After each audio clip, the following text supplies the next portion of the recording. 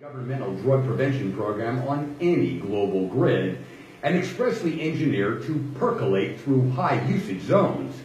It rides on a series of Truth About Drugs booklets, one for each drug of choice. It's also another that introduces educator kits, documentary films, and public service announcements to counter gateway drug usage. In this way, teachers, counselors, prevention specialists, and law enforcement agencies are encouraged to adopt our program whole cloth.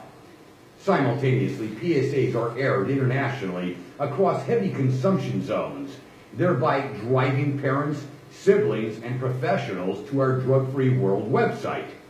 All then regenerates with further proliferation of materials, and so comes a groundswell into homes, schools, streets, and neighborhoods, community by community, city by city, until we indeed accomplish Operation Drug-Free Earth.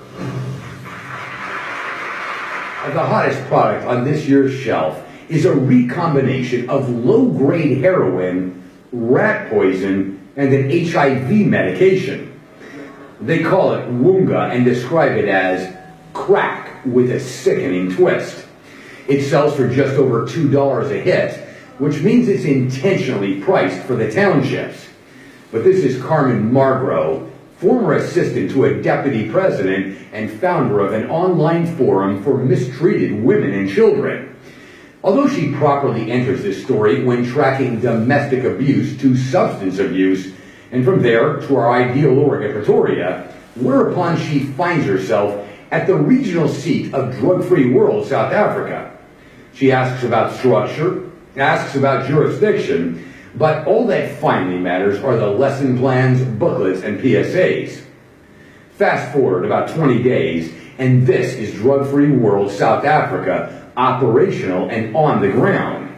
The jurisdictional breakdown is her own design, with deputies from Davidsonville to the south, the Westbury ganglands, and heroin lanes 100 miles to the east. But the launch point is an El Dorado township of 65,000 lost souls. They call it Sodom and Gomorrah for the fact every second house is what they call a lolly lounge, so named for the fact crystal meth pipes look like lollipops. But between parents with kids strung out on Woonga and thus lost forever, Drug-Free World saturates nearly half the resident population with booklets. They also tag with El Dorado Ministries, in this case a certain Pastor Errol Jacobs, who will tell you 70% of his congregation does locally grown cannabis. Hence his Drug-Free World sermon from the pulpits and PSAs on screens below the rafters. It played to another 5,000 at the El Dorado Park, this one driven by Gauteng provincial premier and a drill team of 50 Johannesburg cops. But the numbers that most markedly tell this story is the 6% drop in drug offenses and the first such in 10 years. There's a geographic spread at this stage of the game, with Drug-Free World team leaders from all over the Cape and KwaZulu-Natal. Also on target grids are Free State Muslim centers where no one talks about cannabis, but it percolates down by caravan from North Africa. Also on Drug-Free World grids are the Eastern Poverty Zones, where 24 anti-drug volunteers pledge themselves to Drug-Free World.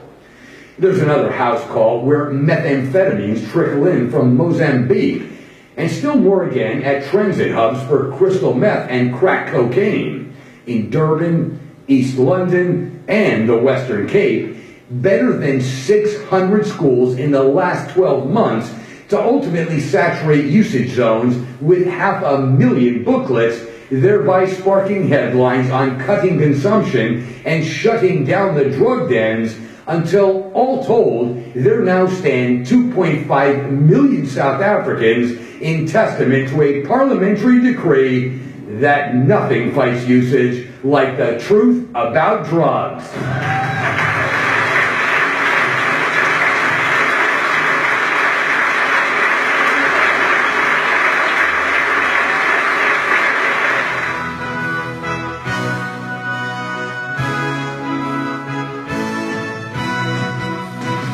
drug-free world is awesome, I'm telling you, because what it changes you from a perception of just sitting in a church between four walls, Now you got to go out and do the real thing.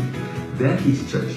That is preaching. The drug-free world booklet is my tool. It is my new Bible. They are doing the work that God wanted us to do. To come and be a rescue 911, if I may call it. In the mosque also, we give the booklets where we can talk about it, and speak about it. Most of the people just say drugs, and you must understand what drugs is about. They don't explain, which drug-free world give you the insight. It just gets to the person, it touches a nerve, and that for me is very, very important. And if I can make a difference in one person's life on a daily basis, for me, that's all that I look for. And this is what we need as a people. We need something that makes a difference on a daily basis, not something that you must wait for an event to happen. To give of himself and print these materials and make sure these materials are given out for the benefit of others. It takes a special kind of person.